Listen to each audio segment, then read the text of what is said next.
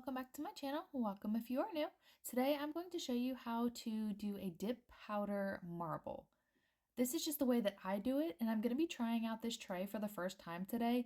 So it might not be perfect, but I just wanted to show y'all how I would do a dip powder marble using this new tray. Usually I use a cupcake liner, but I've been not using my cupcake liners ever since I found this company, ever since they started up. So I wanted to try this marbling tray, and it works out really good. I just have to play with it a few more times. And I'm just trying to kind of show y'all how you would lay your finger in there.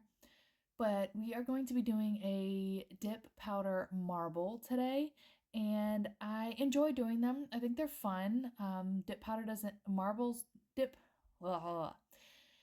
powder can be used to do a marble and not just gels. So that's what I wanted to show y'all with this video. These are the three colors that I'm going to be using in the marble, and then I'm going to be using this white that actually glows as a base underneath the marble and give it a little bit of shimmer. I'm also going to be using these two glitters from the Diamond Dust collection from Moon Dust Dip Company. These two are beautiful. I'm going to use the blue on 3 of my fingers, and I'm just going to throw the silver one as a little bit of pizzazz into the marbling. I'm also going to be using the Moon Dust Dip liquids, the base and the activator, and I'm also going to be using the Moon Dust gels. I'm going to use their super base coat. The matte top coat is going to go on top of my marble nails, and then the diamond top coat is going to go on top of the glitter. So this is going to be a full Moon Dust mani, except for the clear that I'm going to use when I do the marbling, which you'll see when we get there. If that's something y'all are interested in learning or checking out, go ahead and stick around, because we are going to go ahead and get right into the marbling, and I'm going to show y'all how I do it and what my process looks like.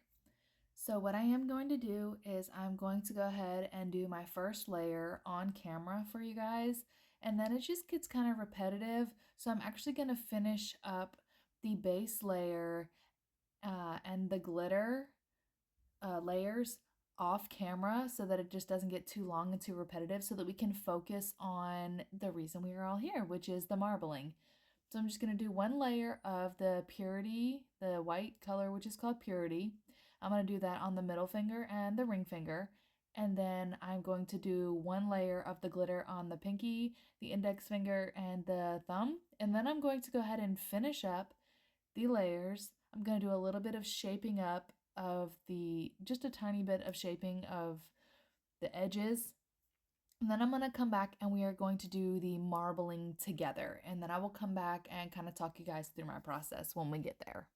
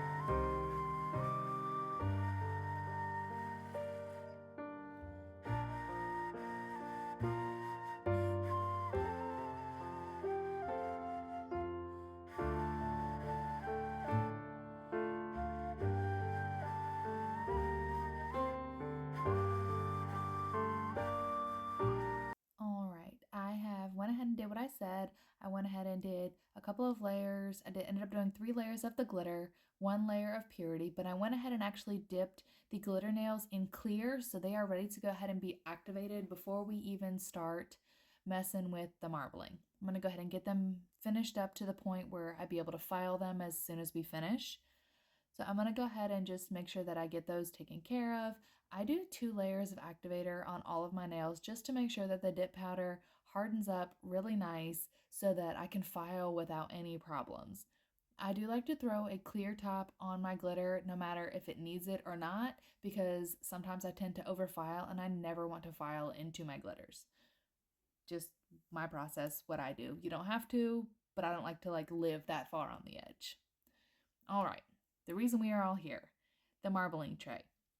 Some people marble with a base color, a white, a light color. This is my scooper, by the way. I like to marble with clear. As my base, I put a base color down, and I like to marble with clear so that it gives something for the color to hold on to. This is my trusted clear. I love it. It's my favorite.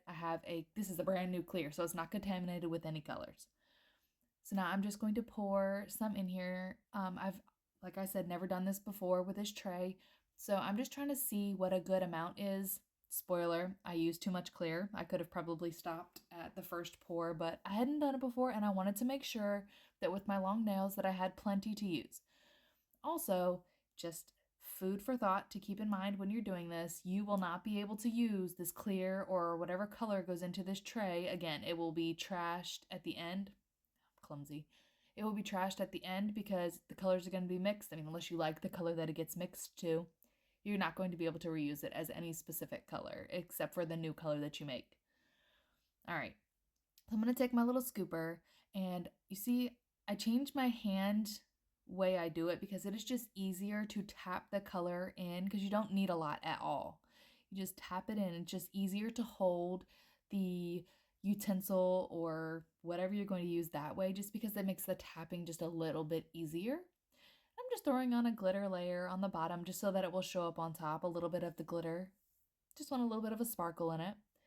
So now I'm going to just kind of put them in lines. I'm going to use go dark to light, and I'm going to be putting little lines, and then I'm going to mix it up with a water marbling tool. So the key is when you're doing the marbling is to not mix the colors to muddy them up too much, because then you will just get a big glob of nothing. So you want to be sure to try to put them in a line or try to put little dots, which I'm going to show you on the next finger. I'm going to do a different technique. This is one technique that I like to use. This is my preferred way to do it, just because you get a nice swirl of lines. It looks a little more defined than when you do it just with spots and you swirl them around. In my opinion, this is just what I like to do. Now, there are many different ways to do this. I'm literally just trying to show y'all my way that I do it, which is what I do on my channel, is I show you guys what works for me and how I do things. And if you do it differently, that's great. You can share what you do. Maybe I'll try it. This is the way I found what works for me. This is what I would do in a cupcake liner as well. This is how I do my marbling. Sometimes works better than the other. So all you're going to want to do is put them in little lines like you see here. Add any extra colors that you may want to use because you're going to be laying your finger in. So you just want to keep that in mind that the colors are going to show up that way. Now you do this very lightly. Like, I cannot stress that enough. You barely want to be touching. And then you're going to tap ever so lightly because you don't want them to muddy up, but if you want the colors to kind of go back a little bit. When you're happy with the marble, you just kind of leave it there. And you're going to want to put your base coat or your base gel on the nail as much as you would like to dip, like a normal dip that you would do or a normal layer you would do. And then you're going to want to dip into the tray ever so carefully in the spot where you want the marbling. Now you can turn the tray, you can dip at an angle, wherever you want, because when you dip in, the design is basically going to pick up from what you see.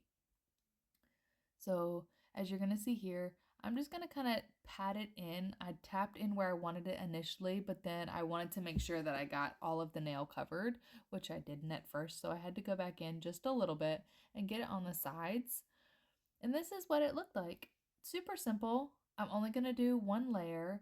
I don't like to do more than one layer of marbling just because I feel like it starts to muddy the design up. So you really want to try to get your pickup really good on the first layer, just because when you start adding more to this type of a marble, I just feel like sometimes it can get a little bit muddy and messy. So it's just personal preference. Now, as I was saying, this is a different way to do it. You can put color everywhere, just kind of sprinkle it around. And then what you'll do is you'll use your water marbling tool and do the same thing about just kind of swirling it.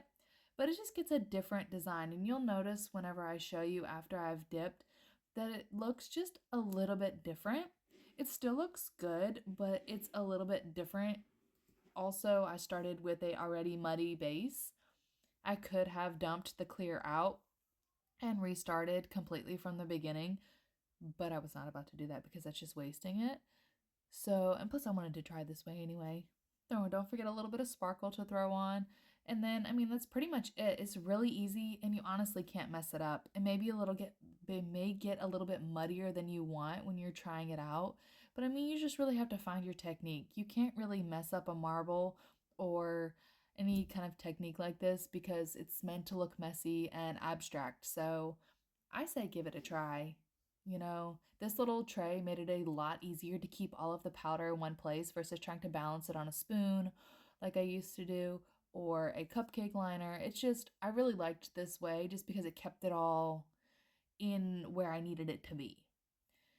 All right, y'all. I'm going to let you guys go ahead and finish watching the rest of it. I'm going to base coat all my nails. I'm going to do my thumb off camera just because it's repetitive. I do the same thing on all my fingers. I'm going to do the matte top coat on the middle and the ring finger. I'm going to do the shiny on the glitters, and I will pop back at the end for my final thoughts.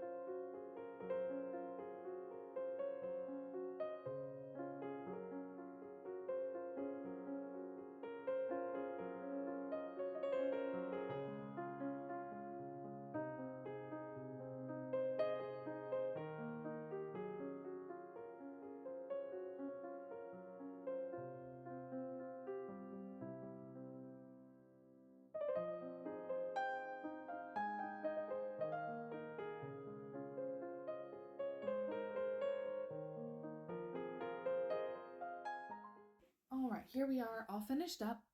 I wanted to do matte on the marble nails just because I felt like it gave it something a little bit extra. I love the shiny, but I'd loved the matte just that much more.